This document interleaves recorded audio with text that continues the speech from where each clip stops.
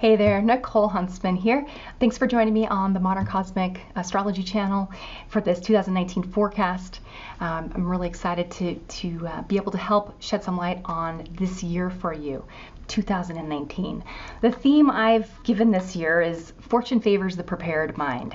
And this is a year where we have a combination of planets that are in their natural sign, which gives them this extra purity, kind of this potency. And even the nodes of the moon and our eclipses this year are sort of, we've got them in the Cancer is being underscored. So this has to do with moon rules Cancer.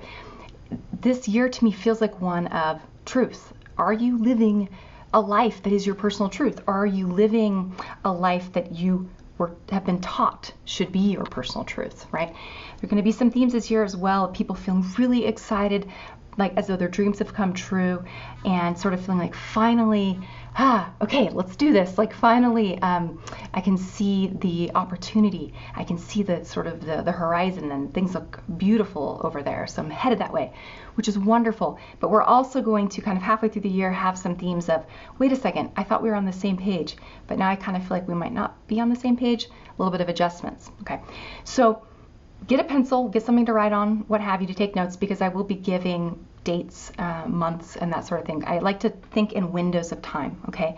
And first of all, what we'll be looking at is, I'm going to break things up in this first part of the video, 3 sections. And this is going to be a bit of a primer for those of you who are unfamiliar with astrology, if you're new to it, okay? So the first section will have to do with just the transits of the planets from Jupiter out to Pluto. So that's Jupiter, planet of expansion, Saturn, planet of restriction, Uranus, planet of sort of disruption, Neptune, planet of dissolution, and then Pluto, planet of transformation through death and rebirth. And these are big, slow cycles, other than Jupiter, not Jupiter and Saturn so much, but as you start moving from Uranus on out, they're slower cycles, and they're ones we're all experiencing together. And generationally, we're experiencing them. We're born into generations that kind of overlap these cycles. So they affect us a little bit differently. And then at the end of the video, we'll be moving, after transits, we'll look at the eclipses, which are in sort of the Capricorn, Cancer, Capricorn axis for the most part. And then we'll finally take a look at the Mercury retrogrades that we have this year, which are in water signs. So it just adds a further element that's subjective and personal, and like, how am I understanding the world around me and this situation, and you know, makes the year one where I think clarification, and at the end of the year feeling like, okay, I tried that thing and it went this way, you know, and now I'm going to sort of clarify my vision for 2020. I feel like 2020 is going to be a very big year of people taking the things that they're learning this year, clarifying on or working on or jumping into this year, and the success is being seen in 2020. That's what I'm picturing. So the second part of this video is when we'll go over how these collective sort of changes in our cosmic cycles of time will affect your sun sign in particular. And we'll be using the natural, place your sun sign in the first house. Okay, that's kind of how I do this, and I'll explain that later. And then other than that, we'll just, hopefully this will be helpful for you. If you would like a more personal forecast, that would become the next level, which is much more specific, where I take your birth chart and we look at everything as it applies to your personal birth chart. So that's, you know, a personal forecast from astrology. Okay. We're going to move on and take a look at the planets now. So let's look at how the planetary movements and cycles, the signs they're in and whatnot. To get a feel in general, you have to kind of know a planet, a transiting planet by itself before you look at it relative to anything else. This is like with anything in astrology, okay? So first of all, let's take a look at Jupiter.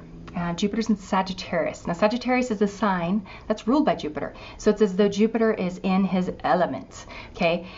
I'm thinking it's like bigger, faster, stronger, better, bolder, more courageous. It's just, it has this, Jupiter has this quality of abundance, you know, that comes with him. But Jupiter also gives us many times confidence in times when maybe we didn't have confidence or belief in ourself or in our vision, and which is wonderful. It's how many things get off the ground. There's an optimism, a buoyancy, a positivity to Jupiter. But on the shadow side, think of Jupiter, and I mentioned this a little bit, think of Jupiter as a teacher that teaches you through giving you belief in a vision, in a truth, so to speak. And this could be anything from, I'm going to start this new business. Ooh, I'm going to move into this neighborhood. Ooh, I'm going to travel the world. I'm going to marry this person. Whatever. It's like or I'm going to join this church. It's anything where you feel like an aha moment of, yes, this is true, this is real, this is right. And you feel this fresh sense of almost like vitality, right? So Jupiter in Sag has this grandiose, yes, you can do it. He wants to coach you and say, you got this, okay? And what ends up happening, though, is you'll try something many times that you haven't ever tried before. You're trying it on faith, on belief that this is let's say, this is the person I've always dreamt of, and you meet this person, but let's say you just met them. You're going to project onto them or on the relationship all of your dreams and fantasies about what this is supposed to be, which it might end up being. Might not, though. So you go through that experience from a place of naivete. That's Jupiter. Jupiter experiences are always where he shows you where you're naive and sort of hopeful without knowing why or having a reason to be that way. As you have an experience, and then after he says, okay, now what did you think about that? And usually you feel wiser in some way. You feel like, well, that was an awesome experience, but there were times where, man, was I learning a lot, or was humbled by that experience, right? So anybody, Sagittarius is like Jupiter's halfway through Sag right now. So anyone who's like 11 degrees into the end of Sagittarius, as well as people the very beginning of Capricorn, 0 through 6 of Capricorn, that's where Jupiter will be this year. If you have any planets or points at 11 to 29 degrees, like in general, or 0 to 6 degrees in any sign, those will be receiving some type of aspect from Jupiter. So you can expect those areas of your life to, in some way, you might be excited about this part of your life and you may want to grow it in some way, but you may also be really believing a vision that you've never experienced before. You've never tested it or tried it, okay? So what's cool, though, and exciting, and this is like when a kid, you think of someone who's young, who's never had their heart broken or never like lost their fortune or whatever. They're excited because they believe in themselves because they've never done it before. They've never been hurt, so they don't know any better. And that's why I always think it's funny when young people are like giving advice on YouTube that are like 20, and I'm like, you haven't even had your Saturn return yet. So I mean, it's wonderful, it's great, but I just think that's a long road ahead of you, because when you think you know everything and then you really have to experience life, it can be very disheartening. So that's the kind of stuff we'll be running into this year. So I'd say be excited about the vision that you have and the dream that you have that you're trying to promote this year, but be aware that at the same time, we have a lovely square from Neptune, and we'll get to that in a moment. In the meanwhile, bear in mind that this summer, basically it's kind of from like May I guess June at the latest because of Neptune. It's like all the planets that are outer are retrograde except Uranus. So they're bringing lessons at an accelerated pace this year. Like, you're going to learn things really quickly this year, I think. You're going to make mistakes quickly and need to learn really quickly from those mistakes. So, okay, when we move on to Saturn. Saturn is it's in Capricorn right now. So he's in his sign as well. So he's very strong, pure Capricorn energy, which has to do with the rules and the structure and the order. And Capricorn shows us through forcing us to put in the work, to have to sacrifice in some way, he's tied to getting older. He's tied to feeling tired because you've been busting your butt all day. He's heavy. There's burdens with Saturn. It's the recognition that here in this dimension, these 3 dimensions here on Earth, that there are things like sickness, death, that there's an end to your life, that your days are numbered, etc. So be cautious with your days. He is the part of you that's going to be, the glass is either half empty or it's just it's like half empty, and it's very pragmatic. He's kind of like, well, the glass is what it is. It's got half, it's halfway full with water and halfway full of air. That's kind of more the Capricorn mentality, or that it's half empty.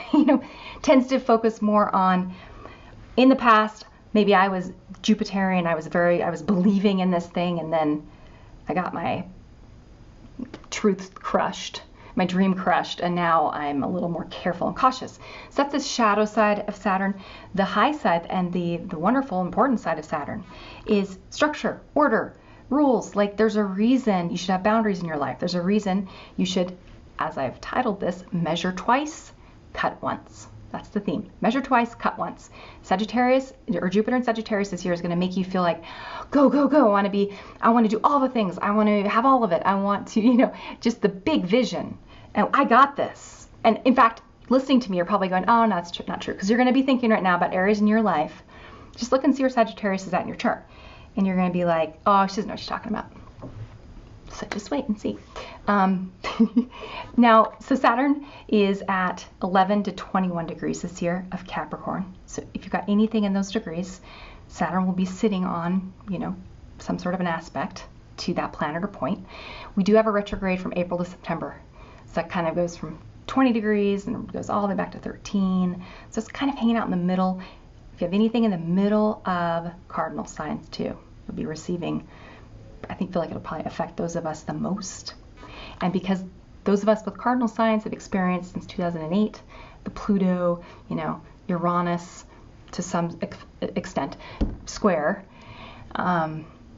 it's as though this is kind of the final maturing, the final step in did you learn what you needed to learn? With all that Uranian energy, a lot of us were kind of wild and crazy and had lived lives that were very different from how we had lived before. And it's kind of like, now it's time to clean up the mess. So Capricorn, that's what he does. He helps you make a plan, all right? We talk about then Uranus. Uranus is the most exciting, I suppose, change this year. And moving into the sign of Taurus, this will happen in May. And I think in May 11th or so. Currently, Uranus is at the end of Aries. So if you've got any cardinal sign at the end of, from probably 27 degrees, 29 degrees, around there, and you could even go even a little bit earlier, you've received, just as Uranus moved back into Aries at the end of this year, kind of was playing around again with those planets. And so if you suddenly got a little wild hair this year, or had something happen that you wouldn't have expected, that was because Uranus came back just to say bye-bye to Aries. Now Uranus is moving into Taurus. I'm calling this one the masses take back control. You can also call it, I was calling it before, slowly coming online. Okay, there's a process with Taurus. Taurus is about keeping things the same, earthy, solid, right? So Uranus, our planet that represents disruption and evolution as a collective. He was in Aries. That was the internet. Aries is the pioneer. Technology is Uranus. Innovation is Uranus. Put those two together, you got the internet. And it was just like a wildfire. All these different apps being invented and websites and blah, blah, blah, blah. And YouTubes, ways to get information that were new. As we move into Taurus, there will be a bit of maybe a slowing down and a sort of a getting rid of and simplifying, getting rid of the businesses that are just superfluous tech businesses, big themes that have to do with cryptocurrency. And I think this year there's going to be some people who are get themselves a little bit too excited. So just being careful in that area with where you're willing to gamble.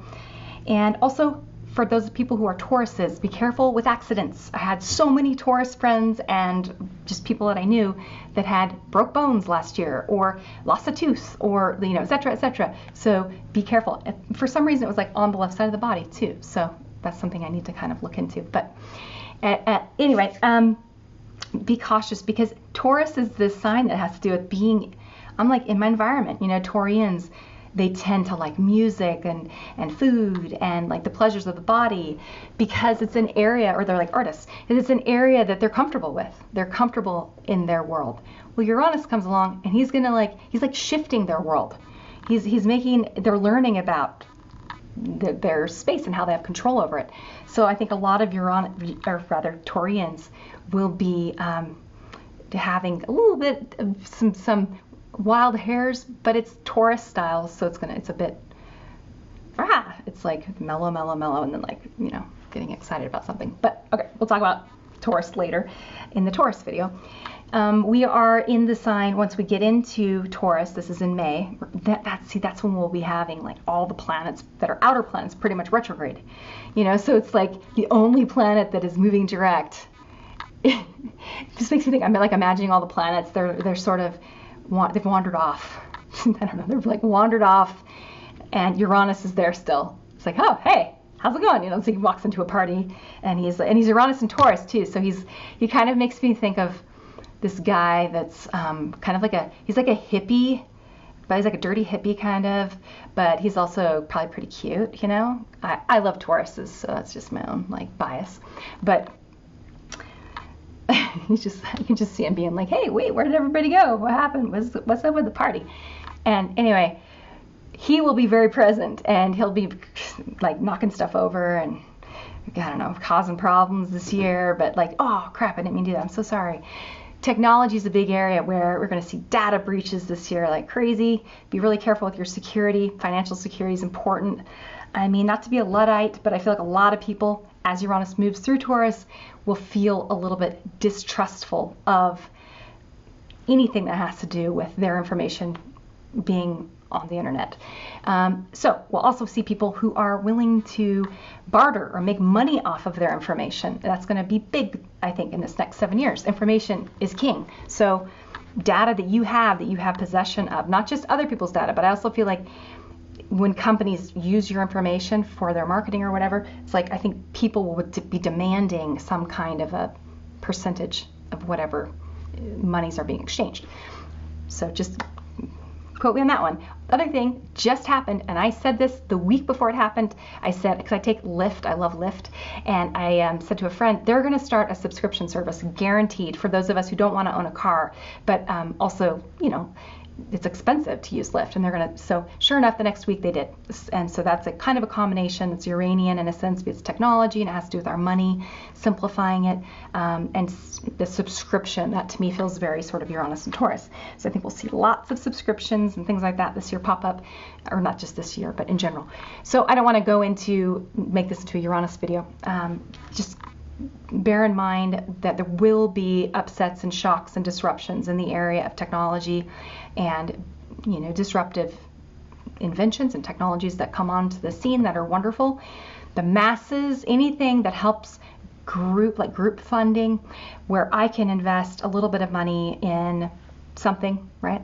Almost like a mutual fund. We're going to be seeing a lot, but it'll be mortgages, it'll be car loans. Cars, by the way, are going to become less and less necessary. You're going to see, I believe, far fewer people owning vehicles. I think that's going to be a huge, before we would move into 2000 and I just think before we've got Uranus and Gemini, where you'll see people getting rid of possessions, simplifying their lives, spending their money on what they value, what matters to them, and not so much on stuff that you don't need. Okay, moving into Neptune. So Neptune is in Pisces and has been in Pisces since 2011, and this is the rabbit hole. I mean, wherever Neptune is at in your birth chart, that's the area of your life where it's almost like you're asleep and you're in a dream. And by that, I mean, it's, when you're having a dream and sometimes truth is stranger than fiction, that's sort of the feel of Neptune. And Neptune is here to make you feel like you don't know what is going on. so that you're open to either divine inspiration, you're open to seeing things from another person's vantage point, you're open to, you're having it's moving from a place of no ego. So whatever that looks like for you, okay? And it will be there, Neptune's going to be there until I think 2025, and then we'll move into Aries. That's going to be like a whole new exciting phase of global, I'm worried about war. But anyway, we'll talk about that at a different time. Now, Pluto finally is in Capricorn. And I'm calling this not your father's Oldsmobile or not your daddy's Cadillac. Those of us who are born like X generation or people who have Pluto and Libra, our generation has dealt with the fallout from feminism, the negative side, which has been the sort of, men have been, I think, emasculated in a lot of ways. And I think women have been forced into this paradigm where it's like you have to be a career woman. You have to it's just as bad as how things were before. It's like you're still being dictated to. So I think there's a pendulum swing. A lot of men who are my age, I know a lot of men who've never got married, never had children, they didn't want it. They saw their dads, be very unhappy in, marriages and etc. And it's as though they've been living lives where they're trying to free their father. It's like they're going on a journey, on a quest, where they become the son who's like the knight on the quest to free the king or something, or save the king, or rescue. A lot of guys that I know dating younger women, doing the rescuing thing because it's easier than dating women your same age who are also dealing with the same Pluto stuff. Like, how do you be a woman in the modern world? But needing men, but then when you need them, then they don't want you. And you're dealing with, it's big gender shifts.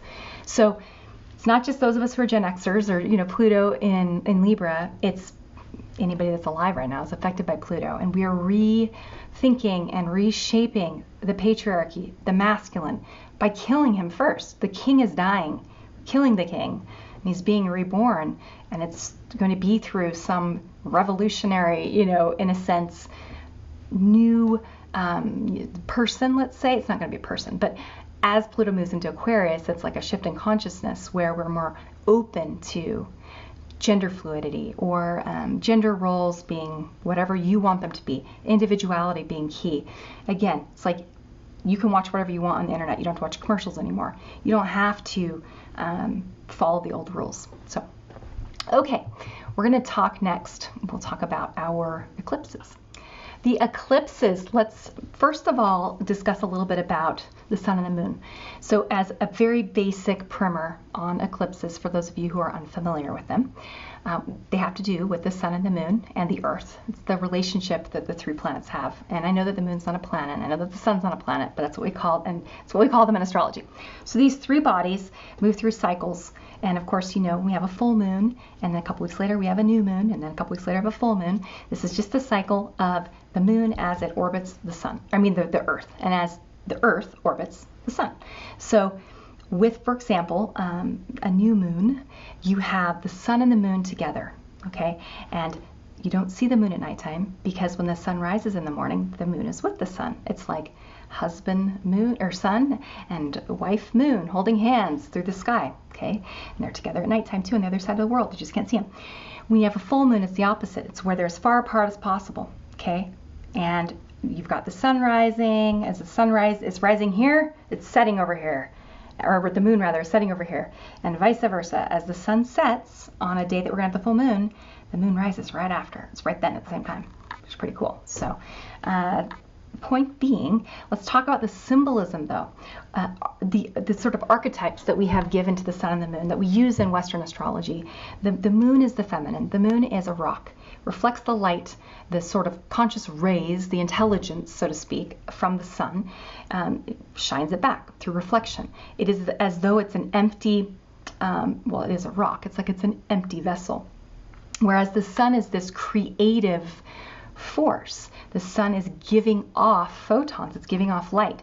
So the sun represents the masculine, not to be sexist, but you think about the body parts, first of all. The masculine as an archetype, sort of yang as an archetype. Anything that is moving away from, or it's positive, like a positive particle, something, or positive charge, I should say. Whereas the feminine is something that is a vessel.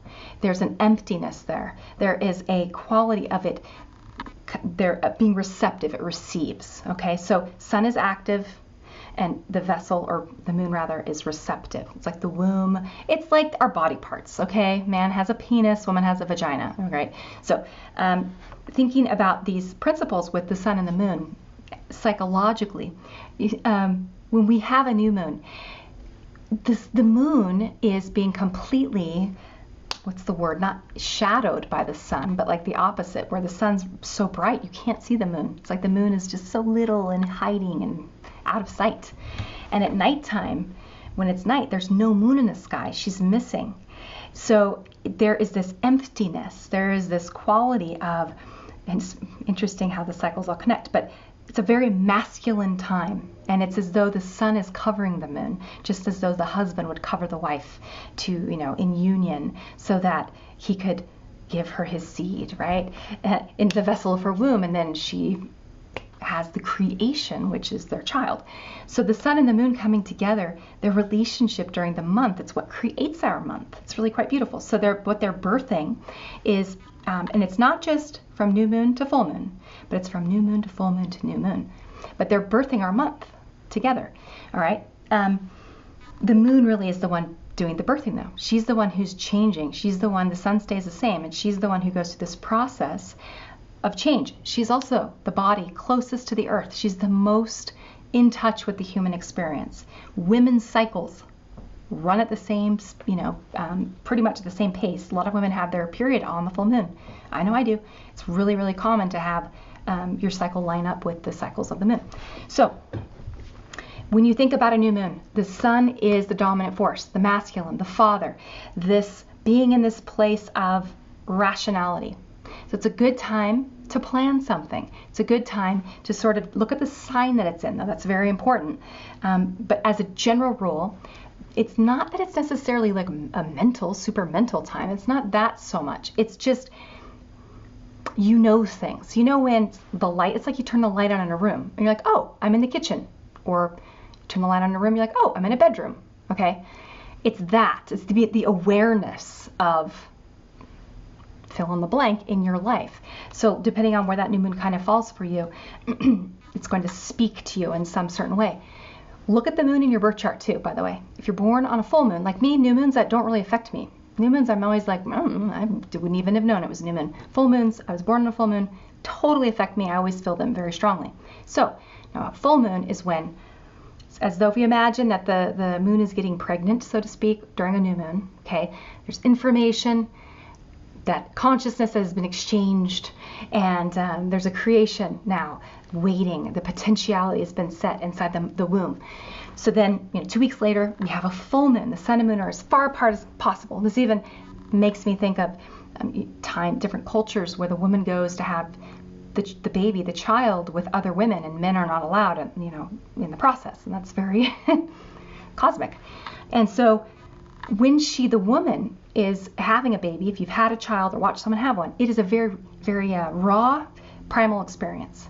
And there is nothing like it in the world. And as a woman, I had 3 of my 4 kids without any medical intervention, no pain medicine.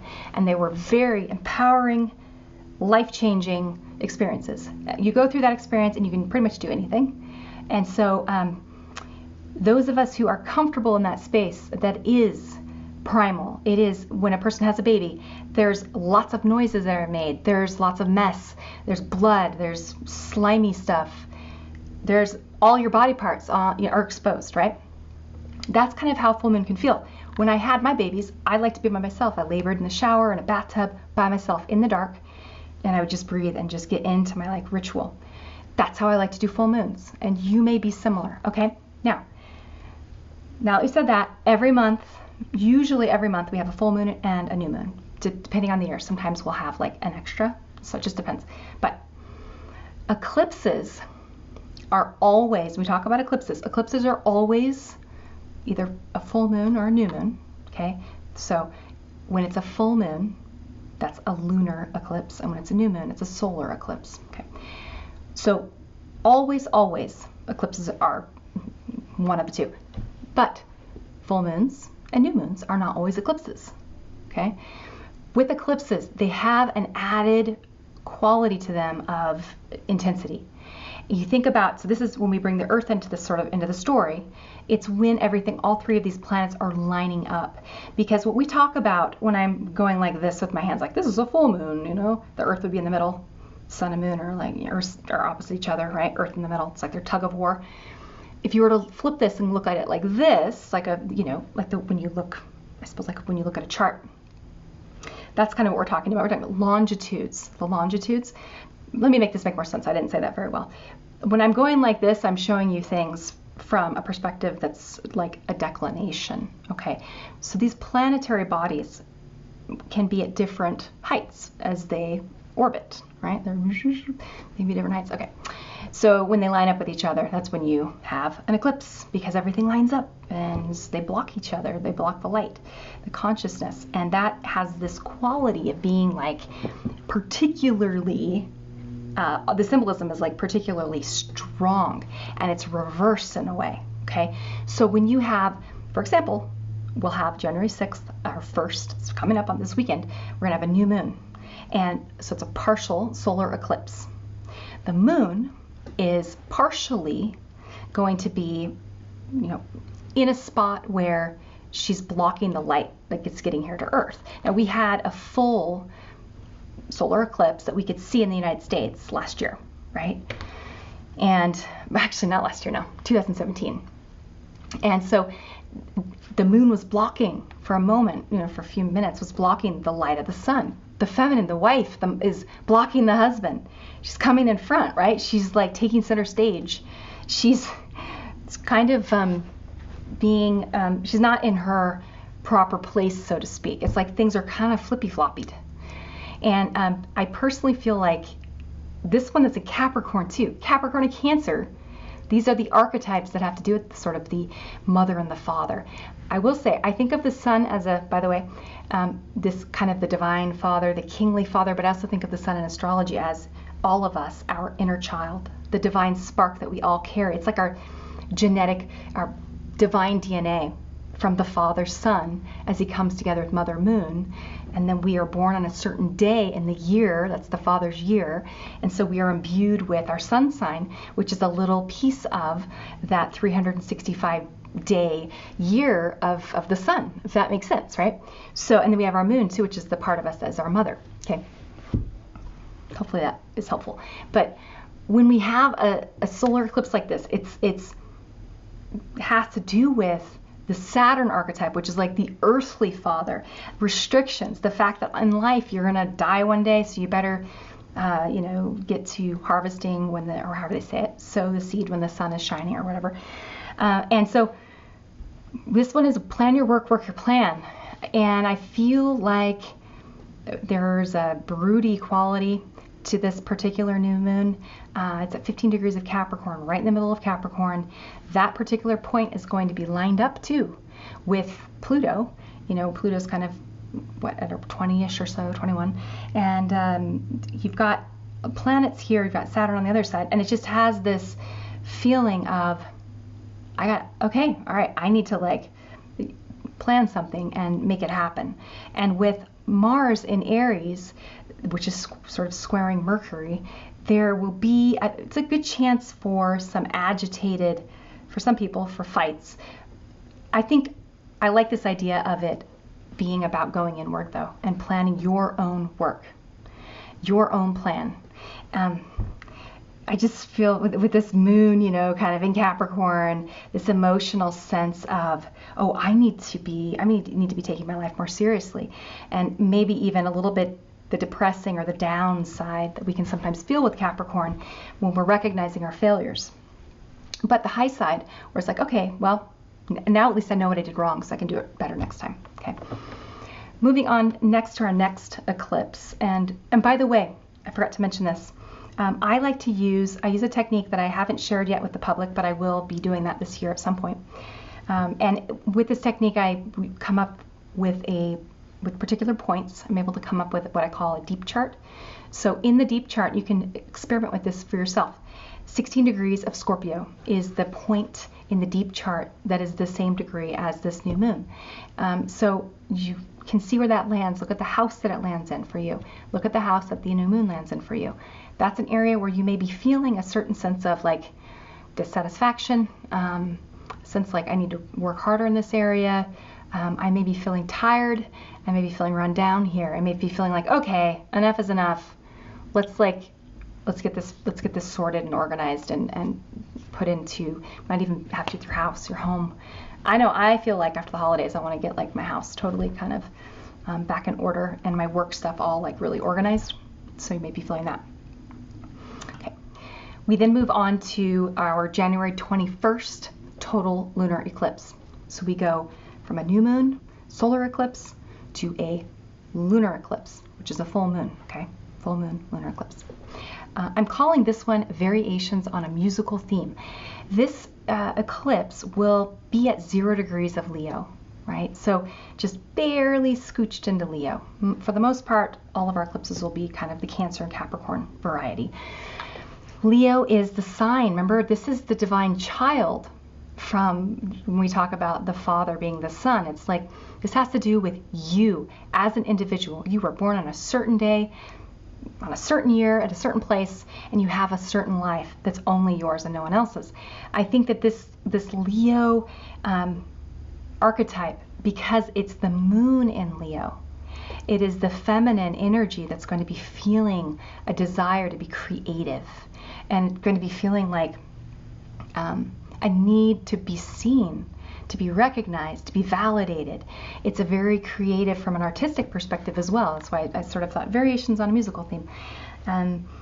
So to me, I feel like whatever you're kind of planning at the beginning of the month, you may really feel a certain sense of, what's the word? I feel kind of like excitement during this particular lunar eclipse. Now, about any creative projects you have that you're working on. They could even be romantically creative, or like, oh, we're trying to have a baby, or that kind of thing, okay? In the deep chart, the exact degree is Gemini 2. So if you've got anything at Gemini 2, or where Gemini 2 falls in your chart, look at that. It's going to show you the underbelly. What is motivating this feeling of needing to do something with your life that's special, needing to feel romantically validated, for your partner to think that you're amazing, or, oh my gosh, I'm so in love, let's have a baby, or let's start this project together. It just has this childlike enthusiasm to it. With the Gemini 2 underneath it, the story is important. And this has to do too with like Gemini is being opposed by Sagittarius, and so the story is definitely very dreamy. It's receiving my square from Neptune too.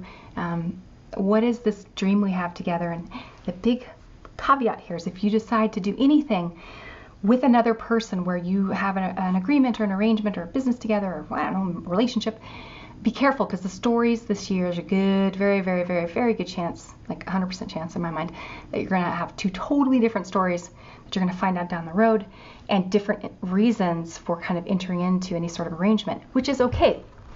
We're all different, right? Put two people together, it's always going to be different. But there's an element here to the story being like stuff being hidden, I suppose. Okay, intentions being people showing something on the surface that's different from what's happening inside. There being duplicity, basically. And also the symbol for this one, the sort of inside degree, was a dense thicket of brambles surrounding a magic castle. And I love that idea of the surface, you've got these weeds, these thorny weeds, but inside is this beautiful magical castle. So I do feel like if you've got personally dreams that you've wanted to pursue this year, the end of January might be a time where you start feeling like this might really work. Like, I'm excited about this. Now, moving into Cancer season, so the beginning of, our eclipses are during sort of the Capricorn time of year. We then move into the Cancer time of year, and we start it with a total solar eclipse, so a new moon, masculine, but remember, being overshadowed by a moon in Cancer, and the moon rules Cancer. So this is a really big union of these two planets, and in a way where the feminine is strong. I titled this An Old King and His Foreign Bride, because it's like the coming together of these two for the betterment of both kingdoms. But there's an element here of these two people being very different from one another, these two entities, and the feminine being the stronger, more dominant power, actually, which could end up leading to the downfall, so to speak, of the king. So think of this as a metaphor. This to me is new beginnings in the house where this particular eclipse transits, with bear in mind with this idea, the symbolism that something is there that something's there that you maybe need to allow to be overshadowed, so to speak, by a more emotional perspective. And I know that probably sounds very, follow your intuition, follow your heart, listen to it's like he can't speak the language of his bride, so the bride's the moon, right? It's as though the king needs to get quiet and needs to learn the language of his new bride. speaks, okay?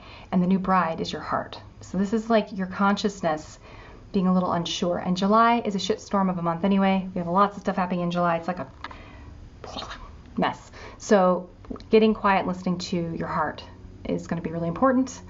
And the symbol for this one is people holding hands around a table. One candle is burning in the middle of the table. And we have the deep chart degree at Scorpio 17. So it's almost exact same degree as it is for the very first eclipse, which is this weekend. So my thought is, I think that this total solar eclipse in July, especially because those of us in the US, I think it's going to be like on the other side of the world or whatever, right? Like it's not going to be, we won't be able to see it. Or it might be over the ocean, I can't remember. But anyway, it feels like it's going to be a time where we may have a lot of emotions, a lot of irrationality, sort of a sense of wanting to sacrifice for something that we believe in, needing to make some decisions that are going to have to just be sort of like we're feeling around in the dark a little bit for, am I doing the right thing? And with the Scorpio underneath, also, if there have been things that were hidden that now, January, we've come together in an agreement, arrangement of some kind, there's hidden stuff happening, it will all come out in July. It's all going to up the surface. So that's my opinion. When we move to July 16th, we have a full moon. It's a partial lunar eclipse. And this one is in the sign of Cancer. It's a 24 of Cancer. Oh, and I said, I misspoke. I'm sorry. I just misspoke. It's Capricorn, not Cancer. It's Capricorn 24. So this is the moon now being, the moon is in a sign that's opposite. The moon, the feminine energy this year feels like she's trying to be very mature. She's trying, I don't know, just has this weird feel to me. Or even just men this year maybe feeling soft or feeling unsure of themselves, the masculine kind of being taught how to do that which is feminine. I think this is going to affect, in particular, all the cardinal signs more than anything else, anyone else. Those of us who are cardinal, so Aries, Cancer, Libra, Capricorn, we will all be feeling the gender stuff, gender roles, men who are usually really strong and brave and whatever, being okay with being softer and more vulnerable, women who are usually more vulnerable, stepping into their independence, that kind of thing. I think we're going to see this year. So be careful about, I called this one Every Rose Has Its Thorn. Be careful about there's lots of endings and completions in that area where the eclipse transits. So in particular, sort of feels like maybe the death of something that's ego-based. If you have an identity about your belief about your identity that has to do with being really creative, let's say, or being really good at something in particular, I don't know, whatever it is, something that you really identify with, having initially having that new moon there, and then having the full moon in the opposite house, basically, Cancer, Capricorn, just those areas of yourself. Where do you worry about what other people think about you? Where do you try to be something that's different than who you really are? This is how you're going to be gaining clarity this year. Sagittarius demands truth and wants the real experience. That's why he boldly goes forward, though, with a naivete, which is like, it's almost like when someone's drunk and they have courage. That's Sagittarius, basically. And so he boldly goes forward and gets burnt or not. The Cancer Capricorn stuff happening this year is going to be about you going inside of yourself and going, okay, I tried this thing. It's making me feel really awesome. It's helping me lose this old part of myself that wasn't really who I really am, helping me grow and evolve. Or it's making me, I thought it would make me feel really awesome and it's not. And it's making me feel shitty and like I need to recalibrate things. That's kind of what will happen in July, okay? Moving into the final eclipse, and also the deep chart point is 0 degrees of Sagittarius. If you have anything at 0 of Sag or at any of the mutable signs there, that is going to be the underlying, so it's the truth. It's saying, okay, journey, I want to go on this journey. I've been on a little bit of a journey. We're halfway through the year. Where are we at now? Is this, I almost feel like with the Gemini in January, the Gemini deep chart is at Gemini 2, and then it being Sagittarius 0, Sagittarius in the summer, I feel like we're going to try something in January, have all these ideas and try them, jump into them and blah. And then in July, there might be a bit of a, maybe I should actually do it this way. this might be better, this might be smarter. Or it could also be, this has been going really well, I'm gonna like do it even more. I don't know, July's a wild card, so I'm not really sure. December, then finally, we have December 25th, next Christmas, a partial solar eclipse. And I'm calling this one, That'll Do, Pig, That'll Do. Looking back on the year, it's a new moon. There's this, it's Capricorn, and it ends the year at the same archetype that we started with, right? Capricorn Sun, Capricorn Moon, and feeling like emotionally, all right, I feel good. This year I got this far on my journey. I've clarified some of my truths to myself about who it is I am, what my life is, where I'm going with my life. Do I believe in God? Do I not? What are my existential leanings, philosophical leanings, political leanings, etc.? Is my life of meaning? Do I have purpose? Is my life exciting? Is it full and abundant or not? And this to me feels like the end of this year, the symbol is Chiron ferries the dead across the river Styx. So I do feel like it's a good letting that year go, moving forward into the next chapter for 2020. So finally, we have Mercury retrogrades this year. So we've got 3 of them. It's pretty typical. Now, Mercury retrogrades are a time when we are retooling our personal perspectives on life. Okay, Mercury is quick. It is after the moon. It's the second quickest body planet that we use. So you think about the moon tying into your emotional, very personal, completely subjective inner world that no one else can be a part of. Mercury then, so this is how you emotionally, the moon, emotionally perceive the world around you. Mercury, on the other hand, has to do with language. Once you've learned to talk and you can communicate with another person and you can learn from someone, you can hear words, you can speak words, you can not only use language, but you can understand abstract concepts from your perspective, personal, subjective use of your mind and understanding of the world around you, okay? It's not Sagittarius. That's where we believe in something and we're moving towards it to learn so that we can be the teacher. Gemini is more like you're the student and you're learning from life and taking in different various experiences, okay? And then giving those experiences labels, naming them, defining them. So when Mercury, which is our planet of definition, it's our planet of language, and it's how it has to do with communication as humans, right? Through the process of exchanging weird sounds with our mouths or weird symbols that are arbitrary on a piece of paper or on a computer. Ties into the human experience completely. We are the only species that I know of that use like language, abstract sound, like sounds to symbolize abstract meaning. So Mercury, when it stations retrograde, affects us as humans in a way that is directly connected to our understanding of the world around us. And this year, Mercury is retrograde in water signs. So with that, you have the additional lovely sort of attribute of the irrational realm, the emotional realm, the intuitive realm. That is the realm that we all belong to, but that does not initially, it's not connected to language at all. Okay? When you feel something, you have a gut feeling about something, when you have an emotion, a real true, just a feeling, that's not connected to language. It doesn't have to be. Babies can feel things and they don't know how to talk yet.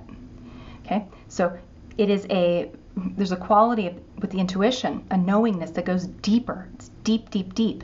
Not only in the animal physical intuition of our bodies, but we also have intuition that ties into the way that we interact with others, our spirits and our souls. I believe in past and reincarnations, future incarnations, and all at the same time, and what have you. There's knowingness that we are tapped into divinely, I think. We're all part of this incredible, connected, like matrix, really, of it's like of space-time.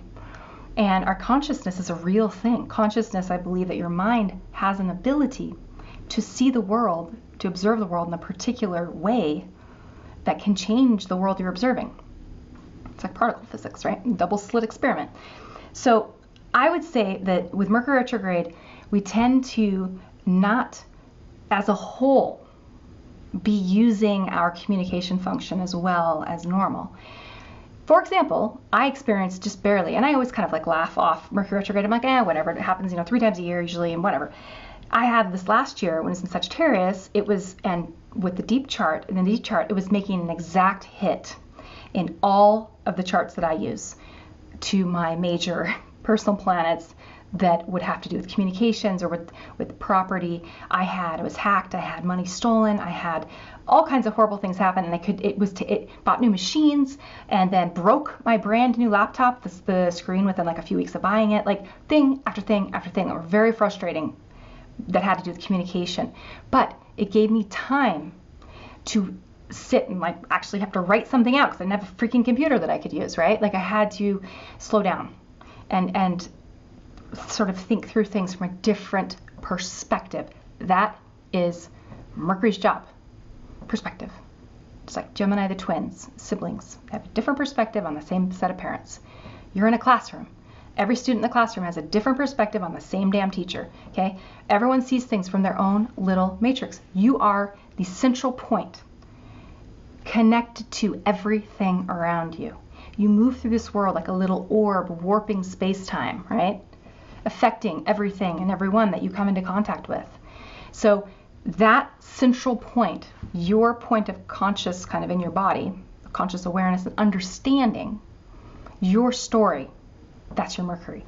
Mercury retrograde in Pisces. This is very much tied into, it's 29 degrees of Pisces, the end of Pisces. That's like the fat lady sings. That is like Pisces to the extreme. Any sign at 29 degrees, it's right before it transitions into a new sign. It's always darkest before the dawn, okay? It is amplified. And if you've got anything in your birth chart at 29 degrees, that sign, the shadow side of that archetype, of that planet, of the sign, the house, are things in this life you've come here to really work on and to sort of fix, okay? Pisces has to do with, Mercury and Pisces clients, for example, they're always my clients that almost always, if I have a communication issue with someone, like they forgot to fill something out, or we can't get a hold of each other, or there's just these weird, like they message me on the wrong thing, or I reach out to them on the wrong thing, there's like a disconnect, it's usually they have Mercury and Pisces. Their minds are better at working in the realm of imagination and creativity and sort of the dream space. So also you see people who love like video games, virtual reality, this idea of what's possible, but that's not necessarily what's real. You see people who have really good intuition as well. So I'm calling this lost in the dream of 10,000 things.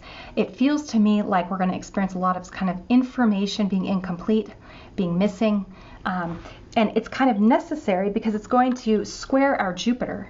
The part of us that's going to feel like, oh yes, this is a great idea. I should definitely go do this, or I have this all figured out. And Neptune is kind of like, Pisces, not Neptune, Pisces in Mercury in Pisces conjunct, relatively conjunct Neptune in Pisces is like, oh yeah, this is your dream. You totally have this figured out. It's kind of like egging Jupiter on to a certain extent. They're both planets that have to do with information. They're mutable. What does our soul need to know in order to grow and to change and to not remain static and the same? They just do it in different ways. Neptune and Pisces they dissolve things. They like take them away. They make things blurry. They remove boundaries so that everything is just one gelatinous mass, which can be really challenging with a planet like Mercury, which is supposed to be defining and delineating and making things make like sense, right? So just be aware that March 6th through March 29th, I'm just writing March off. I'm like, I'm going to take a lot of baths in March, do a lot of just reading and enjoying my creativity, listening to music and stuff. It's just going to be a time where I expect there to be a lot of misunderstandings or your brain feeling mushy. People even like losing their voice, like literally that kind of thing can happen. Just an absence of the voice. You record something, it disappears. You record something and there's no sound on it. Just stuff like that. Okay. When we move into the April 17th, Mercury will be out of his shadow. So anything that happens between March 6th to April 17th, will have kind of for the next year or so. If you start something new, it will have a quality that's a bit in dreamland, or it's kind of intoxicated. It's kind of like, when you've I don't know, just, yeah, it feels like someone who's a little bit high. Not all the way in reality, put it that way. We move to July. July 8th through August 1st is our next Mercury retrograde. I'm calling this one Biting One's Tongue. This is happening at the same time as July's eclipses, right? So it's like this pretty intense, personally irrational maybe, time where we're doing some clarification and, wait, I thought you were on the same page as me, but maybe you're not. Maybe, Mercury retrograde, it's in Leo 4, scoots all the way back into Cancer. This is that end of Cancer space that we're seeing with our eclipses, the personal vision, your childhood story that you are living with as an adult. Many of us live with our trauma from our childhood, unless we've done work on it. And that will all be the stuff that you're dealing with this year, and especially in July. I feel like Mercury in Leo has to do with, I thought you knew me better than that. I thought you knew who I was.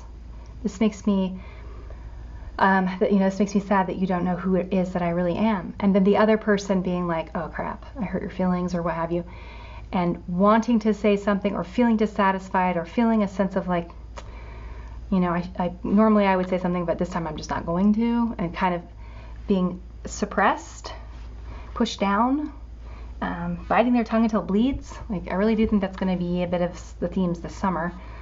And the planetary points, you've got anything between 0 to 4 degrees of mainly cardinal signs, but also really anything, as well as anything from 23 to 29. Those are the areas that are going to be affected by sort of you thinking, should I say something or should I not say anything? I can't help but say something. Sort of just you reworking and rethinking communication. So be careful about saying anything that you can't take back too. Okay. Now November, the last Mercury retrograde's in November. It's on November 1st through November 21st. It starts on the Day of the Dead, right after Halloween, and it's in Scorpio. 27 Scorpio through, scoots back to 11, the last half of Scorpio. This is kind of the Piscean, I'm sorry, I'm saying this wrong. It's the Cancer decan of Scorpio. So we've got this, again, subjective, personal, irrational perspective. You made me feel this way, or I need this to feel safe, or I kind of feel like this is when things are going to come to the surface. If there were lies earlier in the year, if we bought into a dream and we oversold ourselves or overpromised to someone, or, if there was like, we overpromised and then we felt like we couldn't get out of something, but then there was bad behavior that happened. It's like, this is whenever it comes up to the surface. It's when everything comes out. And so kind of, to me, feels a bit, I call it facing the truth can be painful, emotionally. Wow, how did I miss that? What was I not paying attention to? Where could I have been? It's ruled by Pluto, so where could I have been more responsible? Where am I having to sort of do the time? Where am I having to put in work, or sort of like for past opportunities where you've gotten away with things? Feels kind of like that will be when you're having to sort of face the music, I guess. So look at where it falls in your chart. It just depends. Okay, we are going to move on to the individual signs now. So, hey Gemini. All right, let's look at 2019 for you guys. What we're going to do is, in case you're sort of new to forecasting, when we're looking at just a sun sign, we are going to take that sign of Gemini, we're going to put it in a pretend chart in the first house. The first house naturally is usually Aries, right? So now Gemini becomes the first house, becomes the first sign of the zodiac, so to speak. It's the derivative house system. Second house becomes then Cancer. The third house then becomes Leo, and so on, all the way around the chart until we get to the 12th house, which becomes Taurus for you guys. So what we're going to look at today, we're going to look at Jupiter through Pluto, how these transits are affecting the sign of Gemini, sun signs. You can even apply this to moons if you want to look at it through more of an emotional perspective for the year, etc. So, but we will mainly be focusing on the sun that's in Gemini. If you want something more specific and you want to look at your birth chart and how it's being affected in particular this year, that adds another layer to it, and that's when you'd come to someone like a professional astrologer and we would do a reading for you. So first of all, you guys, Sun in Gemini, you get to experience our benefactor, our planet Jupiter, hanging out in your 7th house this year. Now, you might think, oh, that's going to be fantastic to have Jupiter in my 7th. It's going to bring me blessings from other people. Well, this is true. You will have other people who are here to assist you and help you this year, but it's also a time, I kind of think of it as like herding cats. It's a time when you may have a lot of people that you're having to deal with, that you're having to kind of, whether it's delegate things to or be in contact with. It's busy, and anything that you've sort of believed about your ability to maybe manage and juggle a lot of relationships or a lot of people at the same time will be kind of tested this year. And I've got several friends who are Geminis, one of my very favorite signs. You know, I'm a Libra, so go figure. But you guys are good at multitasking. You're good at like juggling, right? And being able to kind of do a lot of things at once. It just, this year in particular, you've got, with our Jupiter retrograde, you know, for a big chunk of the summer, it just feels like a time where you might be frustrated occasionally at the ineptitude of other people, or people making promises to you and things falling through, okay? We've also got, at the same time, Neptune forming a square to the sign of Gemini and the sign of Sagittarius. And Neptune's kind of like right in the middle, more or less. And so it really has this, it's like, and Neptune's up in your 10th. So this is like career related. If you have started a project back in sort of 2017, 2018, that was maybe even kind of like a dream project, something that was really like a big deal, okay? Something that you set into motion, that you really believed in. And then now it just kind of feels like a time where now you're dealing with all of the people that are part of your team or that are part of your dream and making your dream come true. It doesn't have to just be in career. It could be just you're socializing, your reputation with friends and kind of your hobnobbing, okay? But this year in particular will be one where you'll have a lot of lessons that you'll learn through other people falling through, or other people maybe even unexpectedly showing up for you in ways that are helping to promote you on your sort of your path that has to do with this dream. But there's a humility here, and letting other people as well guide the ship. That will be important this year. You're not going to be able to do all of it, and so being okay with having being in charge of the big vision, and then letting other people kind of show up for you. It's like a mixed bag. It's like, just be prepared for them also to let you down. And anything that's, I feel like anything that's a kind of a contract that you have, because you've got a square between the 7th and the 10th house, between Jupiter, which has to do with the truth, and naivete and thinking something is going to be different than maybe it ends up being, squaring the sort of Neptune, which can be the dream, or it can be the absence of something.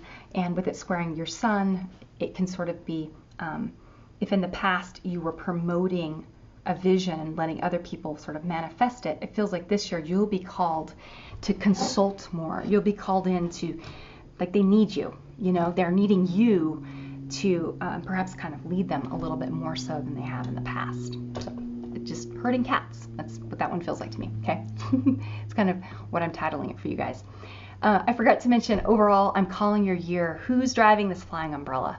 Because you're going to be busy this year, and it feels like it's a team. There's this quality working with a team this year, and an element here of like, wait, who's in charge of this? Like, hold on a second. I thought you were going to be in charge of this. Am I in charge of this?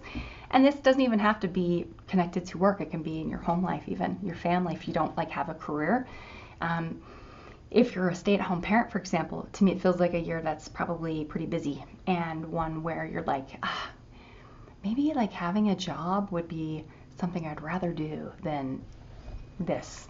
So I feel like even if you have your dream career, asking that same question, you may feel kind of like, is this really exactly what I'm wanting to do? I mean, I love this, but at the same time, man, my old life was kind of a little simpler. My old life, the way I used to do things, I had kind of more control over things, and now I'm feeling a little bit like there's a flying umbrella that I'm inside of. So anyway, less is more for you guys. You're going to have this sense this year, well, it's like you're herding cats, and you're going to wish that you had less, but you're going to have to deal with where you're at. So then next we've got Saturn. And Saturn in the sign of Capricorn is in your 8th house. Saturn has been there for a bit, since kind of last year, and 8th house does have to do with, it's a heavy-duty, emotional house, it's like dealing with other people's unconscious complexes that have to do with jealousy, that have to do with fears that they have about being controlled, about their secrets that they might project onto you, people's issues where they might think that you've got something up your sleeve, and you might or you might not, whatever. But it's just dealing with other people's fears, but also dealing with your own fears of being controlled or manipulated by someone, whether it's through a sexual, of a sexual nature. I mean, just look at, for example, Donald Trump, who obviously he's currently experiencing Saturn in the 8th house stuff big time. He's in a lawsuit that is tied to him having an affair and with, the porn star and everything that goes into that. That's like a perfect kind of combination of 8th house, hidden, secret, taboo, sexual material mixed with Saturn, responsibility, and him kind of getting in trouble, I suppose, for it. So, and everything with the collusion and all that. So that's like an extreme example, but I have a friend too, and other just different friends that I have, several Gemini friends who have dealt with in their relationships with people, their intimate relationships, like the other person perceiving things from a totally different perspective, and one that was like where there were secrets, or there were dealing with themes of like a sexual nature, where there was one person thought it was this, that our relationship was friendship, and one person thought that it was more intimate than that, and that kind of thing. So just sort of a confusing year, I suppose, when it comes to boundaries with, I would do your best if possible this year to confront your own issues with intimacy. So the fear of being vulnerable and exposed is not usually something most of us like the idea of, right? 8th house is the house that shows us where we share with another person this emotional territory, where that person knows things about us or has experienced something raw. They've seen us in a naked state, literally, right? Or they know our kinks, or whether it's sexual or psychological. It's like they can see inside of us, and they own this. They can control it. I mean, just because they have possession over it. And we don't anymore just have possession of it. It's like they do now too. See, if we do, that's Taurus, 2nd house. 8th house is like now they have it as well. And when you have Capricorn in there, you're dealing with like getting in trouble. It's the father, and it's like getting caught red-handed, or as I said earlier, dealing with other people who their own jealousies or their own emotional volatility, their own insecurities about you and if they can trust you or not are front and center. And so I think with Saturn, this is going to be definitely a year of further maturing for you guys this next 2 years, really. And it will be helpful, I think, for Gemini. I mean, Gemini in general, you guys are adaptable and fluid and flexible, and very much individuals who are kind of all over the place sometimes, which is good. There's a creativity there. The Saturn, I think, combined with Jupiter in the 7th, there's going to be letting people go. There's going to be, including people you work with that work for you, or people in your life that are romantic, or even friendships, people where they're toxic, and individuals. I wouldn't be surprised if we see Geminis cutting off relationships with people where the Gemini is the one, maybe even who is to blame, so to speak, and other people cutting off the Gemini. Other people kind of like not wanting to go there with the emotional stuff. So you have to keep me posted on your thoughts on that. Now we have as well, let's see, Neptune for you guys. Actually, let's do Uranus. Uranus and Taurus. So Uranus is going to be in your 12th house. This is interesting, probably one of the trickier placements to interpret, because Uranus is a big collective. It's a slow-moving planet, has to do with collective changes that are like revolutions. In the 12th, it is a house of self-undoing, and so it can go in a lot of directions for you guys. I feel like some Geminis are going to jump into this big shift in consciousness we have, where technology is leading the way. And I think you're going to see a lot of Geminis who are on the cutting edge of, in fact, I've got a friend who's, in that realm, in the tech world, maybe on the virtual reality side of things, or on this almost terraforming. It's like creating a dream world, dream within a dream, that I think is going to be the gateway to further advancements in our collective conscious hive mind. It's really pretty cool. So I think those who will be on the cutting edge of this, and there'll be those who are just lost in the shuffle, I guess, or who try to, it's just the Wild West. Some are going to win, some are going to lose. And I think Geminis, because they're adaptable and flexible and they're pretty good at self-promotion, they will be those that are sort of throwing their hats into the ring. I kind of, at the same time, when I was looking at this, to me, I felt like blurry lines. I felt there's a blurriness here, just like there was in the Wild West, people breaking rules, bending rules in order to be, to like stake their claim. I think that's a possibility. Taurus to Gemini, as these two signs, they form a semi-sextile to one another. Okay, they're like it's a 30-degree angle. And that is one that's it feels very Taurusy. It's kind of stuck. So it kind of feels like whatever it is you're entering into or involved in right now, you're going to be involved in for the next 7 years or so. So especially career-wise. It's kind of how I'm reading this for you guys. So if you're in a good spot now, that's great. But you're going to be working on this for the next, 7 years. Entrepreneurship themes, big time. Self-promotion, anything that's kind of innovative and cutting edge, and that is meant to help expand collective human consciousness, like something that's, this could be, I'm speaking very abstractly because we're dealing with the 12th house here, but where we're revolutionizing or creating something that helps to revolutionize the world around us for other people to take part in. So writers, creators that do any kind of writing, any kind of with journalism, or even people in law, or there's an area for big time innovation. It's sort of the rewriting of law as it applies to information and rights, people's rights to owning their own information. That's going to be big.